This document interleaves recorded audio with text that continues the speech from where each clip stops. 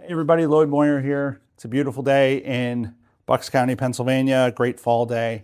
And I've just made this tiny little holly bowl and made a video of it. So that's what you're gonna watch.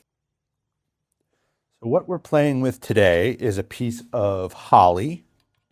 Holly, if you've never used it, is really nice to turn. It's really volatile, meaning it warps like crazy and cracks and does all kinds of things, but it's beautiful. I have this piece that I tried to drill out a center hole, but my the drill bit was trash. So I had to replace the drill bit because it drifted too far. So what I'm going to do is just flatten off this other side, and then I'm gonna hollow out. I'll turn it around and hollow out the other side a little bit so that I can fit my small chuck in there so that I can go around and do the outside. So that's where we're going to start. And I'm going to do this with a 1/2-inch spindle gouge. You know, it'd be great is if I plug the lathe in.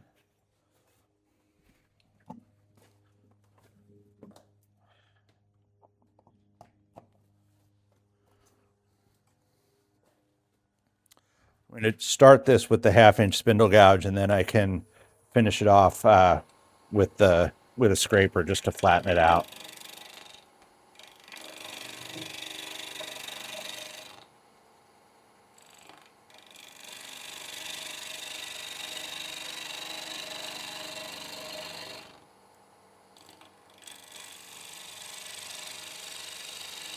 Notice that when I start this cut, the gouge is right up on its side, so you're going straight in so that the edge can't catch and push you back.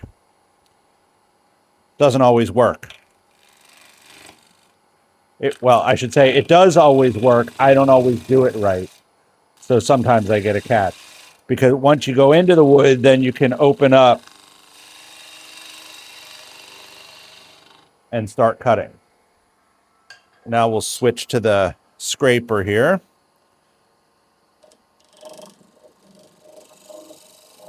Really all I'm trying to do is make this flat.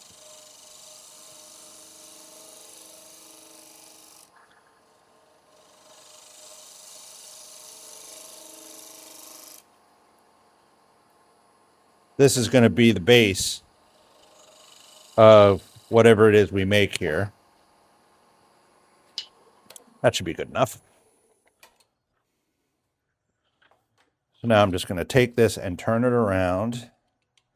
This is a couple of extra steps from what I really wanted to do. I wanted to have it in the screw chuck, so I could just finish the whole outside and then turn it around. But again, my old and beat drill bit just wouldn't let me. So, all right, this should already be pretty flat. If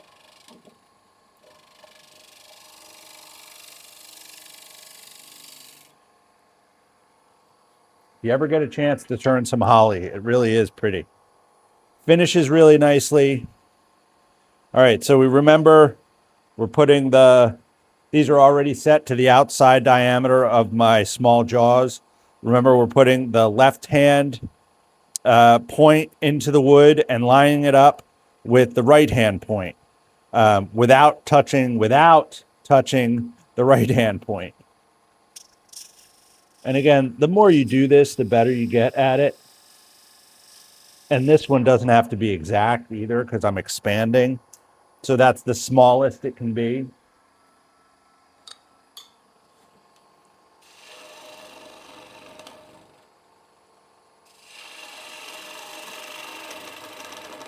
This is my 3/8, I think it's 3/8, my small spindle gouge that I really use as a detail gouge. It's just what popped to my hand. I also have, from many years ago, this tool, which I've found to be pretty useful, although not indispensable. This is a dovetail scraper. So it just makes it a little easier. If you're trying to cut dovetail, it's already cut so that you can expand the jaws into the dovetail. If you don't have one of these, you go straight in and then come back with a skew chisel set on its side, and the skew chisel works just fine for that same job. You know what? I'm going to make this just a little bit bigger just to be sure that I'm not too small. You watch, now it'll be too big.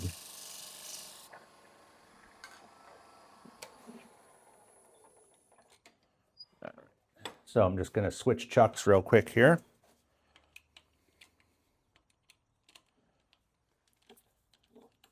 If you're curious also, this is just it's just an Allen wrench that I've set into a handle. This chuck that I have here is kind of old, and the regular chuck key spins in the spot for the Allen key, so this one works better. Plus, it's kind of convenient with the handle. I have my long nose jaws here. I have a regular set of short jaws set into this for this chuck as well, but sometimes the long nose works better. Okay. We're just going to expand into that. And now, back to where I wanted to start off anyway. So I'm going to go to the 1/2-inch spindle gouge again, and I'm just going to true this up, and then I'll set my I'll set the diameter for the chuck that I'm going to use. Forgot my mask.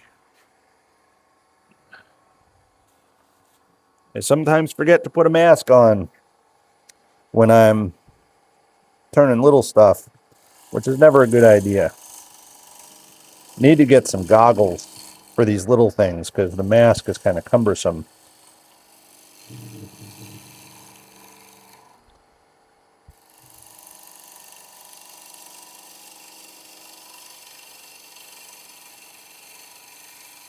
You can see how beautifully this holly works. Again, I don't go all the way to the end and push the gouge through the end there because the fibers are not supported on the end, and so when you push through them, it just splits it out, and you lose some height in the bowl. I still have a little flat spot there.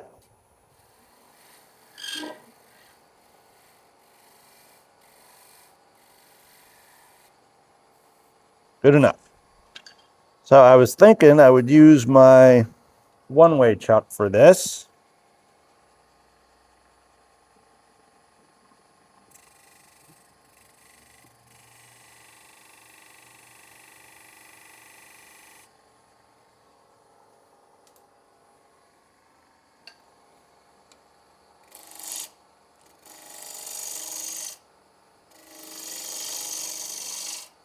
Sometimes a little base is fine, but this little chuck, the foot that you make on this little chuck is really small. So unless you got a really small bowl, it's not convenient.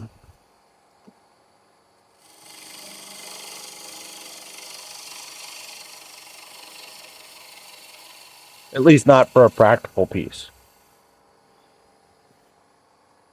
So that should be fine. Let's see how that looks on the bottom. I have this thing, which is common in holly to have little inclusions and stuff like that. It doesn't bother me.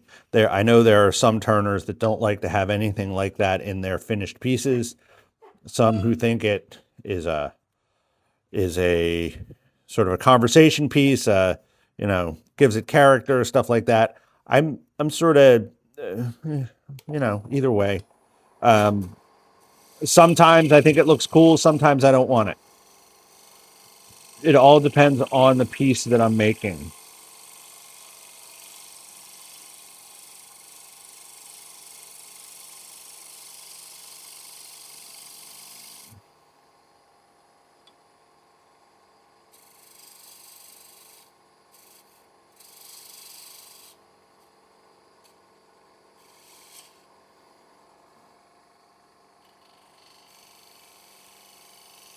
Doing a shearing cut now up the sides of this.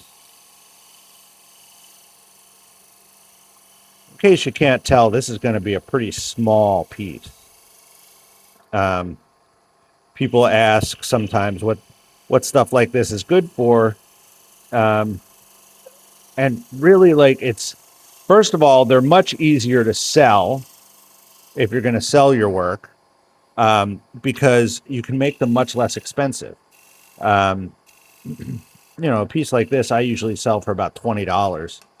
Um, and you're seeing me make this in real time, um, and I'm taking my time with it. Just gonna make sure the base is concave here. So, it doesn't take very long to make. They're really pretty simple. And like I said, I'm going slower than I normally would because I'm talking about it. Um, this is not going to take me a real long time to make.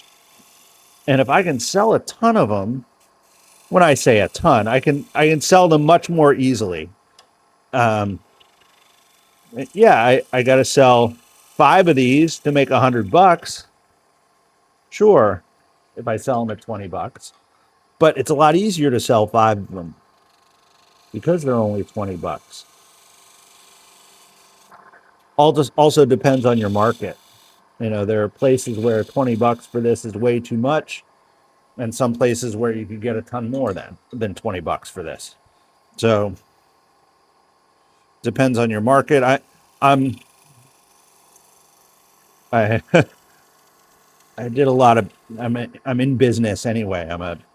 Was a business major in marketing, and I'm a sales guy, and so I pay attention to that stuff. And you got to pay attention to your market. If you're not selling them for $20, or you're selling them way too easily for $20, then that means something.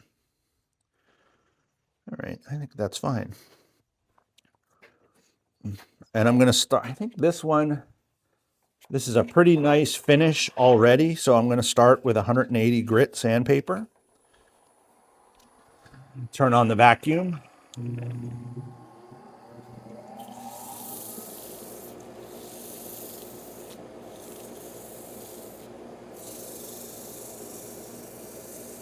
My dust extractor is probably the best purchase that I've made in the last 10 or 15 years, as far as my workshop is concerned. It's just made a huge difference.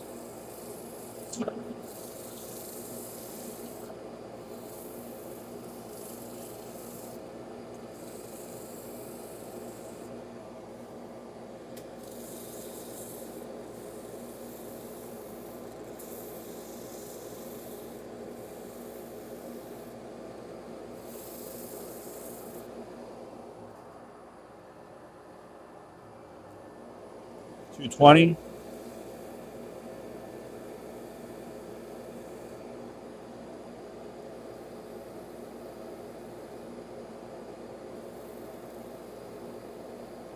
I really like working small. I never used to. I would have thrown this plank away. This would have gone into the firewood pile. I had a whole lot of, it's not fair to say I had disdain for smaller pieces. I just didn't have any interest in making them. Um, but a few years ago, I started making them, and there's so much potential in them, and because it's small, I can pay much more attention. I pay much more attention to the shape of them. and the technique used to make them.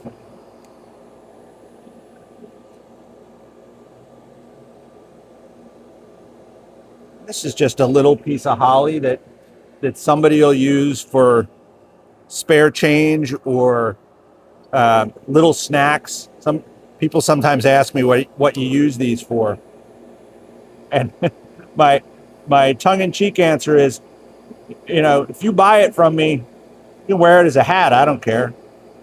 But the idea for me, what I use them for, is little snacks. You put your pretzels in this, put your nuts in this, put your M&Ms in this, and it controls, among other things, it'll help you to control your portion size. Plus, they're just cute.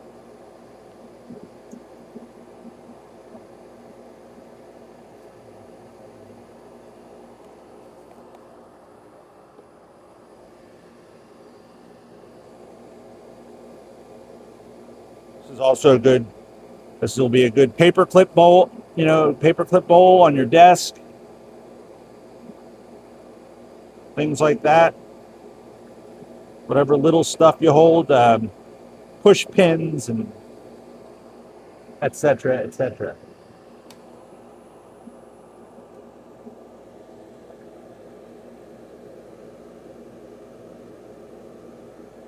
Well, shoot.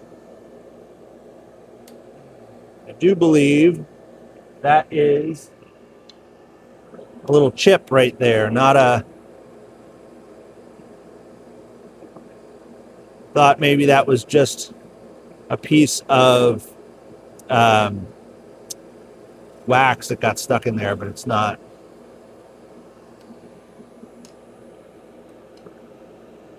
What is it? No, I think that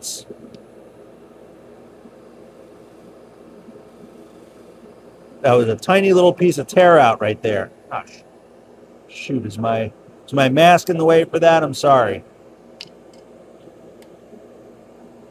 I don't know if you can see what I'm battling here.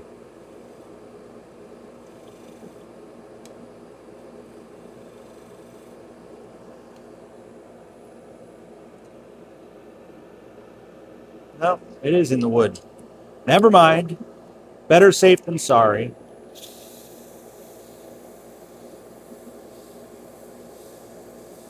Sometimes you get a little piece of discoloration that's like this piece was. This one was right in the middle. This wasn't directly in the middle, but you think, oh, shoot, I left a little divot in the middle or a little high spot, and which is what I thought, but was not the case. So there's the outside done.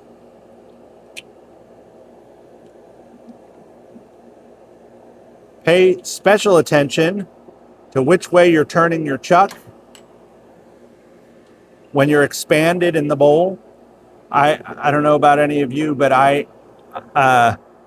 for those of you who are not beginners, I usually am compressed down on a foot so that when I'm expanded, if I'm not careful, I will open the jaws to take off the bowl rather than close it. And if you do that too hard and too quickly, you'll snap your piece. And I have definitely done that before. So be careful which way you're going, that's all.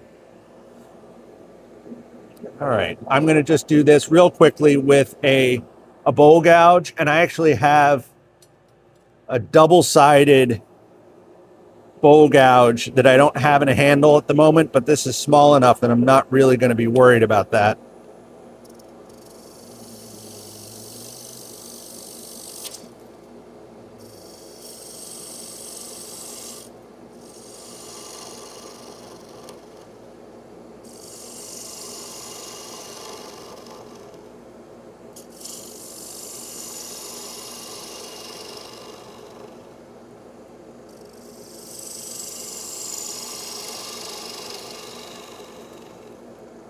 Another thing with a piece this small, Sorry, I'm sure my hand's in the way there. Um, see, if you don't do it just right, catches. With a piece this small, the wall thickness is much smaller. So you also get good practice on making pieces a little thinner and a consistent wall thickness, which I think is really important. More important than a thin wall, and also more important than a uniform wall to me is a consistent wall. So if it's if it gets a little thicker in the bottom, as long as it makes sense, it's okay. And your fingers will tell you what's right and what's not quite right.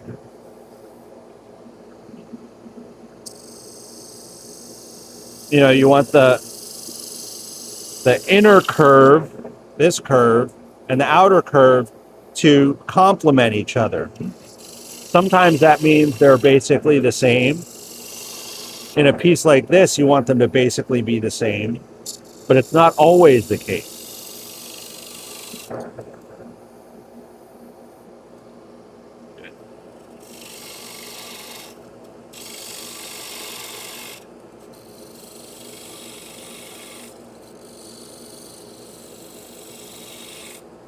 Well, I got to tell you, little pieces like this, it's also really easy.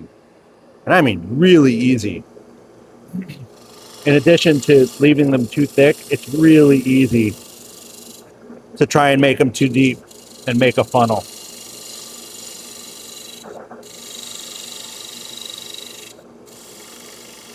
This is just a smaller scraper.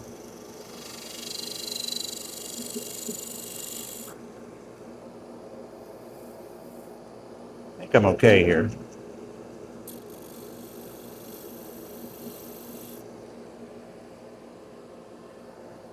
Take my mask off because I think, again, I'm probably in your face here.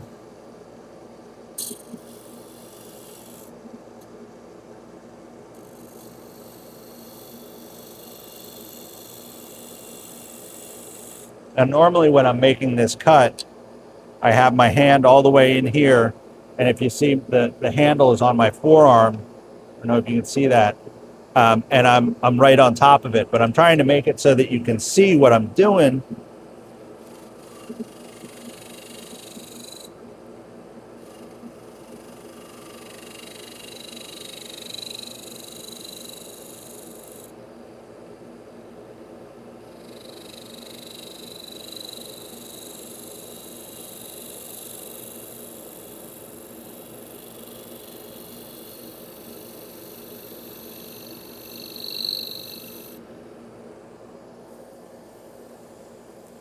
I still have a high spot in the middle here.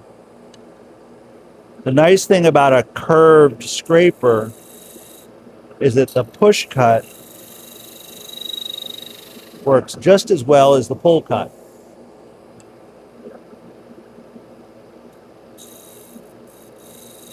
You can hear this being a little bit thin.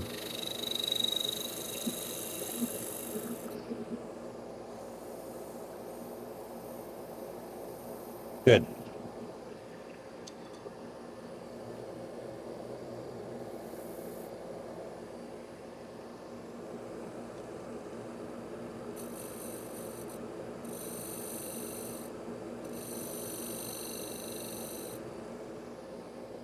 Just going right up on the edge of the scraper there to take a little shearing cut. Just right up there by the rim. I had a little high spot.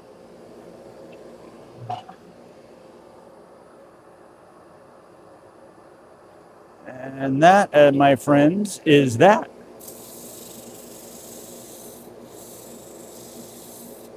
Again, if you're selling your work, I sell my work at craft fairs usually, in stores as well. But when I'm in craft fairs, you walk around. If you're lucky enough to get to walk around and look and see what people have, everybody has their signature pieces, right? That you know, if you've got the money and you want a really good piece, you know, get this one. But if you don't, you only got a couple of bucks to spend, I've got something for you too. You know, it's the jeweler that has the, you know, the the less expensive earrings that the kids want to buy. You know, it's the painter that has postcards or you know, small prints of their really amazing paintings. This is what I have. You want to buy a piece of turning from me? This is what I have.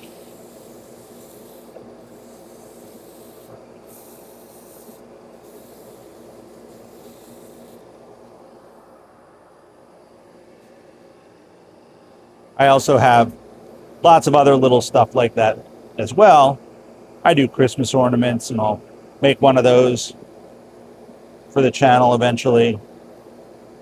And bottle openers, and I don't usually make things that need a kit, but every once in a while I like to make the bottle openers.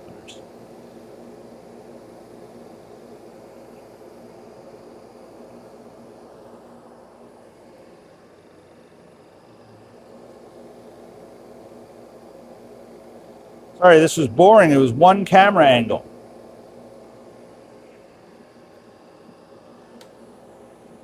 I turn the vacuum off here.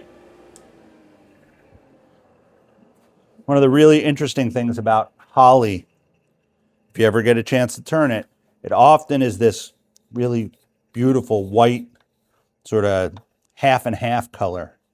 But then as it ages, before you turn it, it gets this gray, almost greenish, bluish color, which is really neat. All right, and then we'll take this out of the chuck. And there you go, you're all done. Ta-da.